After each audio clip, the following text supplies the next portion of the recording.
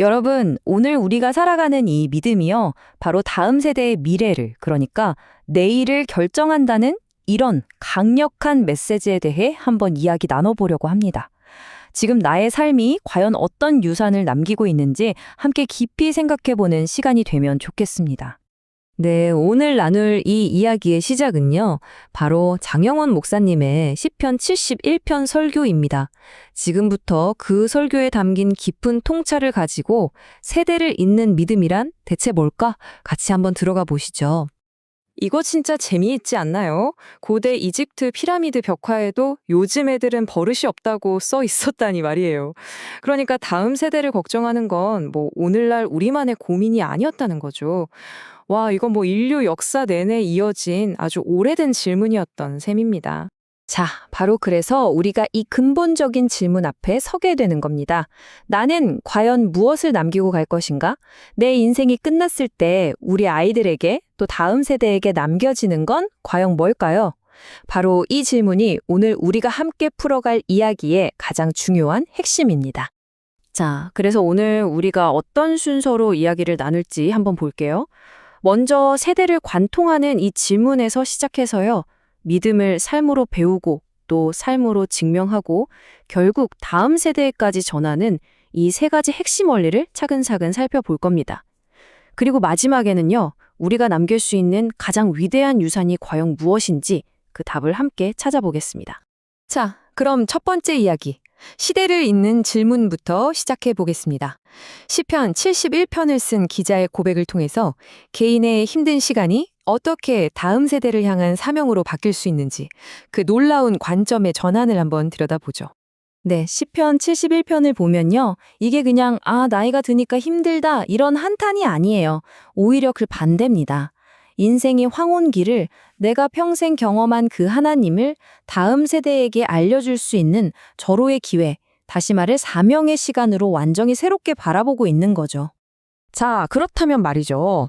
다음 세대를 향한 이 엄청난 사명을 감당하려면 그 믿음이 대체 어떻게 만들어져야 할까요? 그 첫 번째 원리, 바로 삶으로 배우는 믿음에 대해 알아보겠습니다. 시편 기자가 이런 고백을 해요. 하나님께서 어릴 때부터 자기를 교훈하셨다고요. 여기서 교훈하셨다는 히브리어가 라마드라는 단어인데 이게 그냥 지식을 머리에 넣어주는 그런 뜻이 아니에요. 뭐랄까, 반복적인 훈련을 통해서 아예 몸에 배게 만드는, 체질을 바꾸는 그런 깊은 과정을 말하는 겁니다. 그러니까 믿음이라는 건 머리로 배우는 게 아니라 정말 삶으로 익히는 거구나, 이 말이죠. 설교에서 정말 기가 막힌 비유를 하나 드시는데요. 우리의 믿음이 3분이면 땡 하고 만들어지는 인스턴트 라면 같아서는 안 된다는 겁니다. 그게 아니라 오랜 시간 정성을 다해서 푹 끓인 가마솥 곰탕처럼 인내와 순종이라는 시간을 통해 깊고 진한 맛을 내야 한다는 거죠. 와, 정말 와닿지 않나요? 우리가 아는 그 철강왕 앤드류 카네기 있잖아요. 그의 인생을 바꾼 게 그 어마어마한 재산이 아니었다고 합니다. 바로 어렸을 때, 정말 가난했을 때 어머니가 해주신 이 한마디였대요. 하나님은 네 호주머니가 아니라 네 중심을 보신단다. 돈이 아니라 마음의 중심을 보시는 하나님. 이 가르침 하나가 그의 평생을 붙들어준 기둥이 된 겁니다. 좋습니다. 그럼 이제 두 번째 원리로 넘어가 볼까요? 우리의 믿음이 어떻게 다른 사람들에게 보여지는가? 삶으로 증언하는 믿음입니다. 이 비유도 참 멋진데요. 믿음은 나만 아는 비밀번호처럼 꼭꼭 숨겨두는 게 아니라는 겁니다. 다른 사람들이 내 삶을 쓱 펼쳐보고 이런 내용이구나 하고 읽을 수 있는 한 통의 편지가 되어야 한다는 거죠. 믿음이 얼마나 공적인 성격을 갖는지 확실하게 보여주는 말 같아요.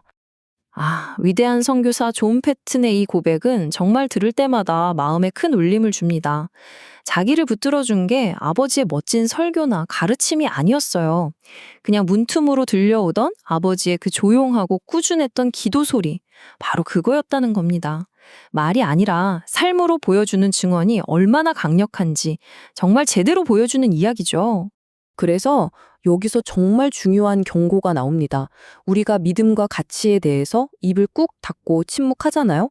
그럼 그 빈자리를 세상의 시끄러운 목소리가 다 채워버린다는 거예요. 우리의 침묵은 결국 우리 자녀들을 세상의 잘못된 가치관 앞에 아무런 무기 없이 그냥 내버려 두는 것과 같다는 아주 무서운 이야기입니다. 자, 이제 세 번째 원리입니다. 다음 세대를 향한 사명. 이 원리는요, 우리의 인생의 후반기를 완전히 다른 시각으로 보게 만들어줍니다. 여기서 정말 중요한 생각의 전환이 필요합니다. 노년이라는 시간이 그냥 무대 뒤로 사라지는 시간이 아니라는 거예요. 오히려 평생 동안 내가 쌓아온 그 믿음의 경험이라는 바통을 다음 주자에게 넘겨줘야 하는 가장 중요한 시간, 바로 골든타임이라는 겁니다. 은퇴가 아니라 사명의 시작인 거죠. 86세. 이 숫자가 뭘 의미할까요? 바로 초대교회의 위대한 지도자였던 폴리캅이 순교했을 때의 나이입니다. 이 숫자 하나만으로도 그가 평생을 어떻게 살아왔는지 그 믿음의 깊이가 그냥 느껴지는 것 같아요. 그리고 그가 죽음 앞에서 남긴 이 말, 정말 전설적이죠. 86년 동안 하나님은 나를 한 번도 서운하게 하신 적이 없는데 내가 어떻게 나를 구원하신 나의 왕을 모독하겠소. 평생 나를 지켜주신 분을 어떻게 배신하냐는 이 고백. 이게 당시 젊은 기독교인들에게는 그 어떤 설교보다 더 강력한 살아있는 메시지가 되었고 초대교회를 굳건히 세우는 기둥이 되었습니다. 자, 그럼 이제 이 모든 원리들이 가리키는 마지막 목적지입니다. 우리가 남길 수 있는 가장 위대한 유산은 과연 무엇일까요?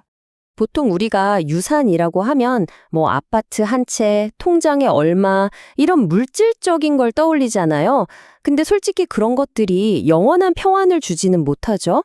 우리가 진짜 정말로 남겨야 할 유산은 바로 이거예요. 내 인생을 돌아보니 하나님이 이렇게 일하셨어 라고 말해줄 수 있는 생생하게 살아 숨쉬는 간증, 바로 그겁니다. 정리해보면 이렇습니다. 이 위대한 유산을 남기는 과정은 아주 명확한 세 단계로 이루어져요. 첫째, 하나님의 말씀으로 나 자신을 계속해서 만들어가는 형성의 과정이 있어야 하고요. 둘째, 내 삶에서 경험한 그 은혜를 입술로 고백하는 증언이 있어야 합니다.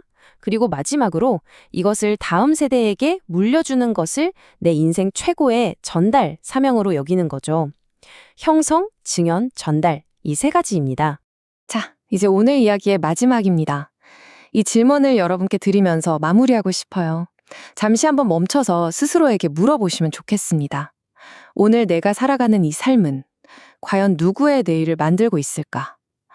나의 말 한마디, 나의 작은 행동, 심지어 나의 침묵까지도 과연 누구의, 그리고 어떤 모습의 내일을 만들어가고 있을까요?